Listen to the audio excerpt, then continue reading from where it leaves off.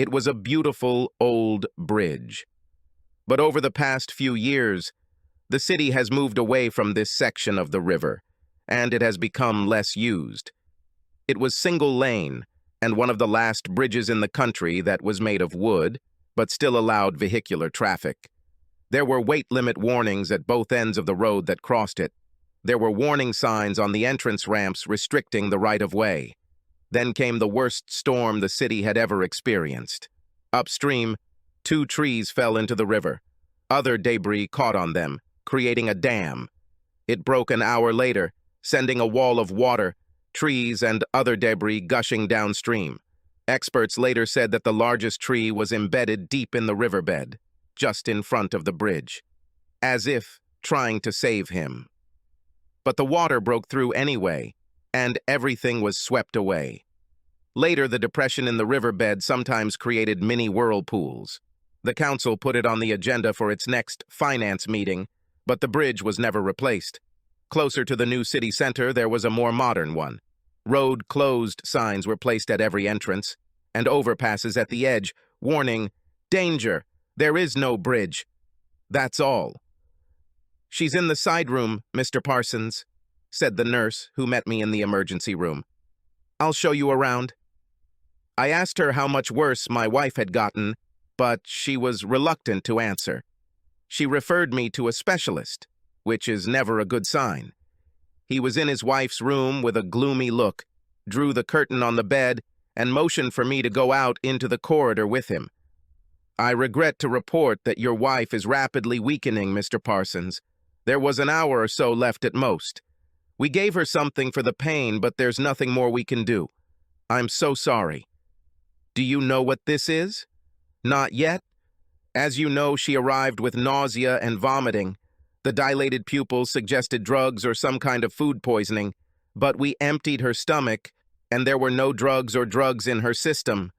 An hour ago, when she complained of problems with breathing and vision, we called you again. Due to the pain and muscle weakness, I'm afraid that it is close to the end.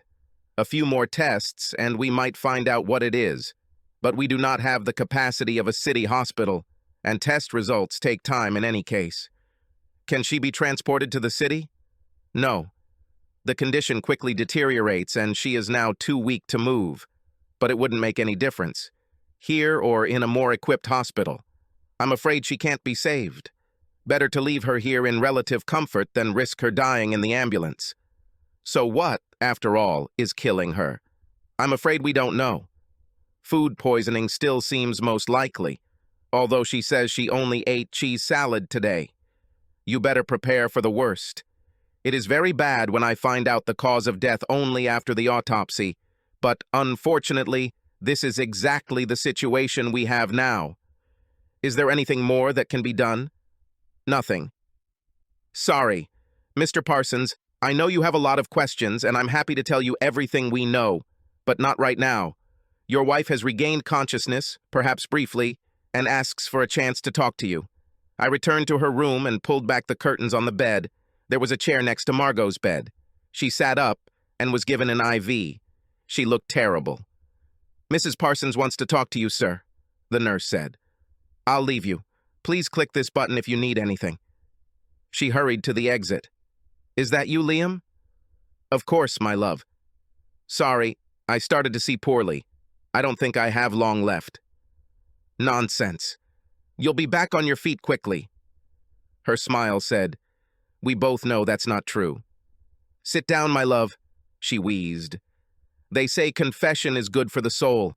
I have a lot to tell you, so I better hurry." "Fine, come on," I encouraged her.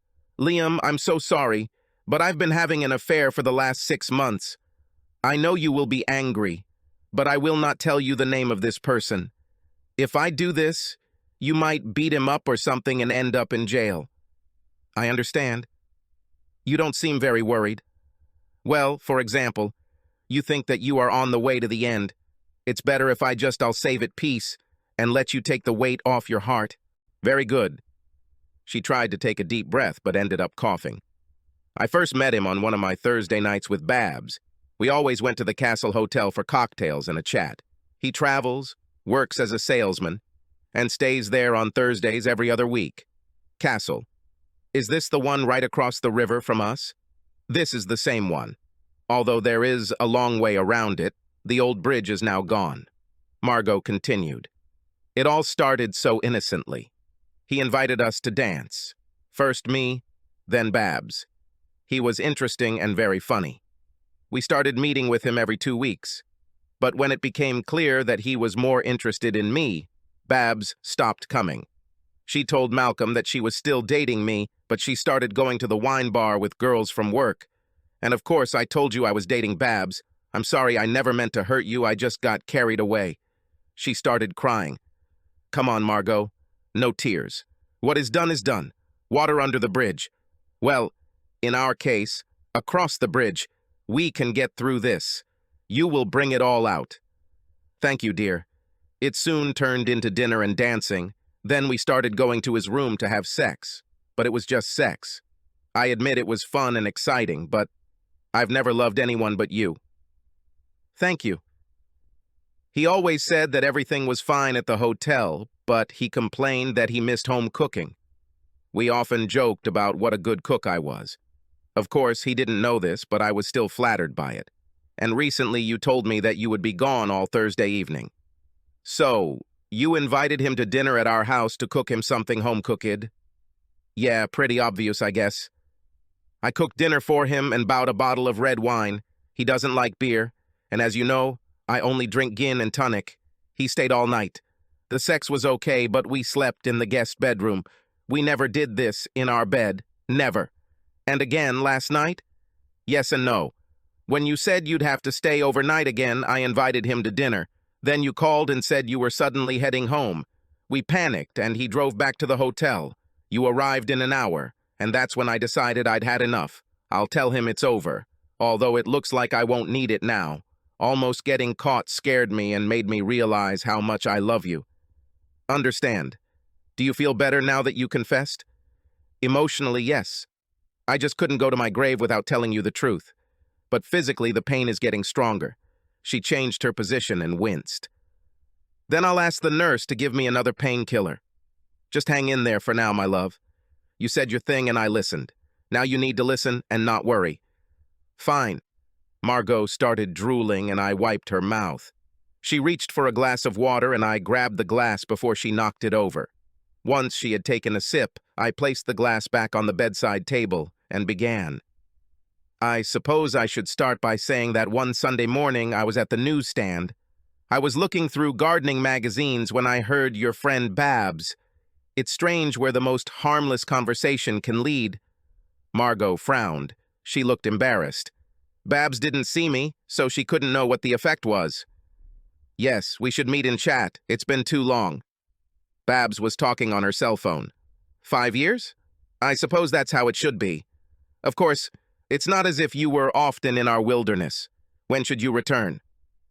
I was wondering who her friend was, but I wasn't really paying attention. Then, Thursday night would be best. I'm meeting the girls from work there anyway. I can check with Margot for advice, but don't hold your breath. She's usually very busy on Thursdays, if you know what I mean. Margot looked puzzled. You did not understand? It's probably the painkillers that are making it difficult to understand. Please call the nurse. Liam, the pain is getting worse. Later. Look, Babs isn't supposed to be free on Thursday night. This is the day she meets you. She started coughing again.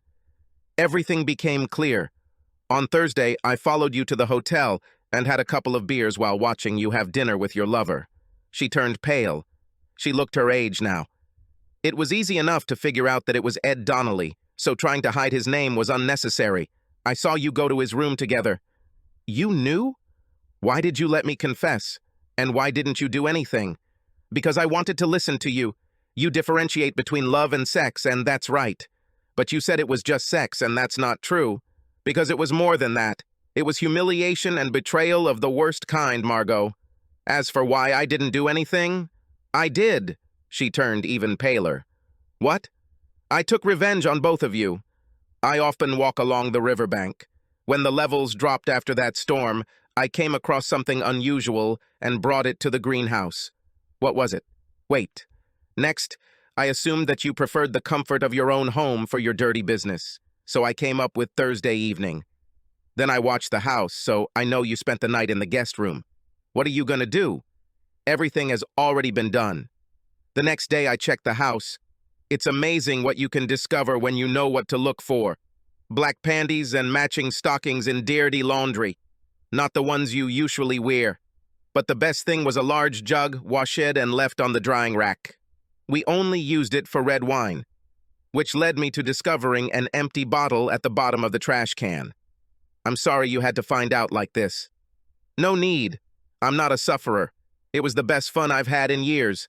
And now I'm going to get rich. Get rich? Well, richer than I would have been after the divorce. House, my salary, savings, pension. It didn't seem fair to share it all. You have sex with some traveling salesman, and then you have me in divorce court. Margot coughed again, then winced. She tried to speak, but struggled to make any sense. We are moving on to the final phase, difficulties with speech. Soon you won't even be able to tell the doctors what I said. She reached for the call button, but I pulled her hand away. Was the sex good last night when he came to the house? Her eyes widened. I thought so. I didn't leave. Just slip it in while you were getting ready. She was probably wearing her sheer panties and sexy stockings. It was a matter of a few minutes to pour a couple of candies into a decanter of wine. Rohypnol. A friend of a friend bought me some. It's very convenient that the stallion hung his jacket in our hallway. This allowed me to steal his keys and unlock his car. I went back and put them back and watched him take off your panties while the lasagna was cooking. Margot turned even paler, and her eyes began to glaze over. Stay with me for a little while longer, darling. Then I waited in the office while he downed 1 or 2 glasses. Then I slipped out, sat in the back seat of his car, and called you from my cell phone. I told you I was heading home. He rushed out, fumbling for his keys. He jumped inside without even noticing that the car was unlocked, and he didn't notice that I was behind him. I let him have a good ride down the road in case you were looking at goodbye. Then I covered his mouth with my gloved hand, of course, and pulled the handbrake up. I had to take control of the car. Well, by that time he had already begun to lose consciousness. She tried to speak but quickly faded away. Long story short, I moved the police barrier and somehow he managed to drive straight into the river. You know, in the deepest part, upstream from where the bridge used to be. The driver's side window was open, so there was no air pocket. The river there is quite fast. It creates little whirlpools where that tree stuck. His car was completely submerged in water. I read somewhere that it takes 2 minutes to drown. I waited 5 minutes, but he never showed up. Rohypnol would have to be long gone from his system before they would eventually discover it.